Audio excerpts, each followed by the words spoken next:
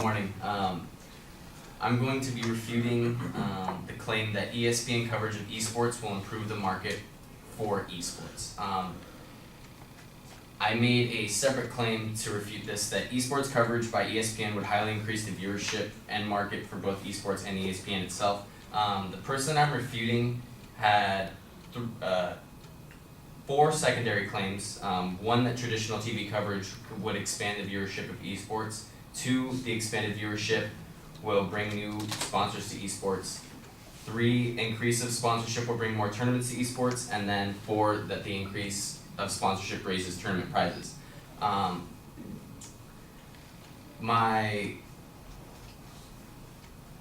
person that I'm refuting, their first main claim that traditional TV coverage would expand the viewership of esports. They use the source of Fox Sports as their main source for ESPN as the #1 sports program. But they don't talk about esports in general on what it is.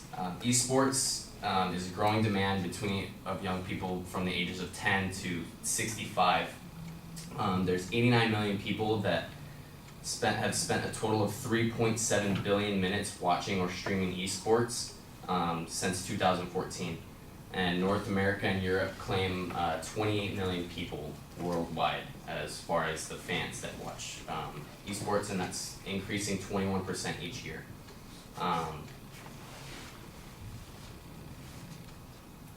The person I'm refuting also says that the expanded viewership of esports would bring new sponsors to esports, but esports already has a group of sponsors that has already been involved with esports for a number of years. Intel is one that has been sponsoring esports for over 10 years now. Coke, Nissan, and Red Bull have also come into the mix to sponsor these events and tournaments.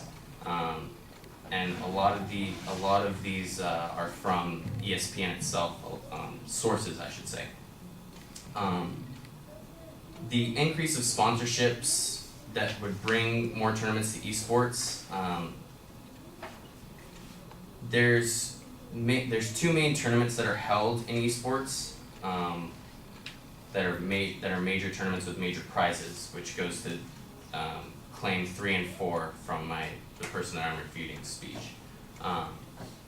The 2 major tournaments are the League of Legends tournament and the DOTA2, the international tournament.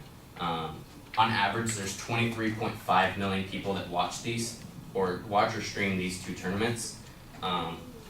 Both of these tournaments have a prize total in the millions. The DOTA2 International has a prize pool of $18 million, and the League of Legends has a little over $2 million prize pool. Both of which is a very big prize for 2 separate tournaments. So I think as far as esports go, it does have a market, and ESPN is already incorporating it into its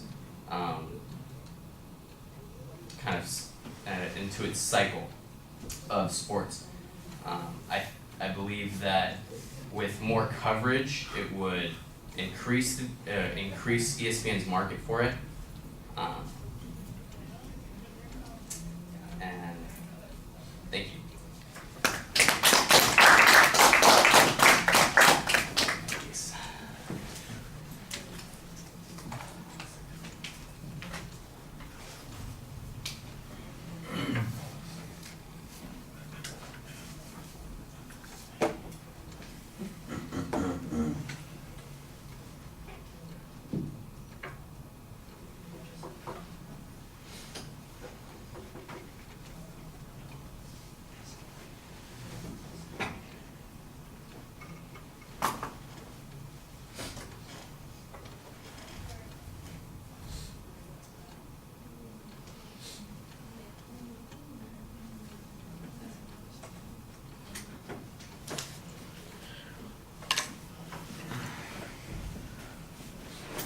All right, Jake, you started off labeling the advocates' claims pretty clearly, and you go through what their secondary points are.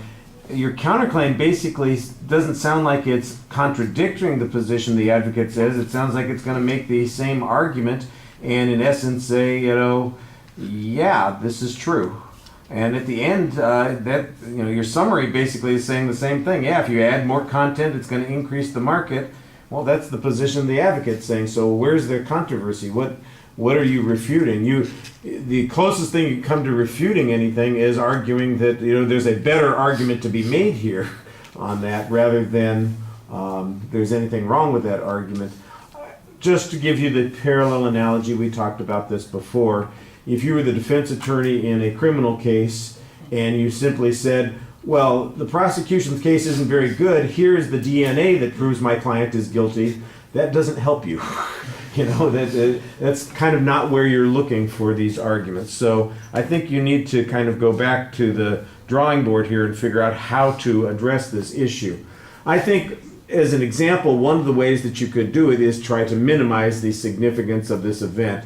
The fact that it's got 29 million people who watched it at some form or another streaming online does not necessarily mean that there is a market for it that exceeds the 29 million people who are doing that. It's likely to be crowded out by other sports. ESPN, in order to cover this, what kinds of things would they have to stop covering that they spend a lot of time and energy on now? And in comparison to the amount of money, the prize is $2 million for the League of Legends and $18 million in the DOTA 2 thing. You got prizes like that. And I'm going, well, I'm sorry, $18 million is what they pay a bad first baseman in the Major League Baseball. It's what a receiver will get who's a first-year player on something like that. I'm not exactly sure that this is sparkling endorsement. I mean, that's the way I think you would need to approach the argument, is kind of diminish this and say, I'm not saying that there isn't a market for it. It's just not a very big market, and ESPN's not going to help themselves by adding time and coverage to this market, because there's so many other things that are competing with it. You could maybe say in 10 years, if everybody plays these games and watches them online, then maybe it would make sense for ESPN to do this. But currently, this is a niche market, and that's the closest I thought you came to the appropriate response, because you did say it at one point. You say, look, ESPN does have coverage of this. There is a market for it, and they cover it. So what's the argument? What inference is the advocate making? They're not really making an inference. Your argument should be they are devoting as much time to it currently as is necessary. And I think there's a good motivation to say that too. If ESPN thought that they could make more money by covering it more, do you think they'd leave that money on the table and ignore it? That's not how businesses work. The argument that the advocate is saying is that ESPN is stupid at this particular point, and they're not covering this the way it ought to be covered, because if they did, there would be so much more sponsorship and money involved. And I think you need to say, that's perhaps a bad judgment on the part of somebody who's not a marketing person, who's not a sports broadcaster, and who isn't in the field on this particular issue. Let's trust the experts who know this kind of thing. I think they're the ones who are right. Give it a little bit of attention. It's okay if you show this at 2 o'clock in the morning on a Monday night and people want to watch streaming of somebody doing a first-person shooter game or some weird sci-fi adventure game that people are playing. But that's not going to draw 18 million viewers that Coke and Pepsi are going to pay millions of dollars to have access to. It's small. I think that's the way you want to go at it. So, like I said, I think that the one point that you had toward the end was the closest that you got to that, and that's maybe the way it should have developed a little bit more. All right, thank you.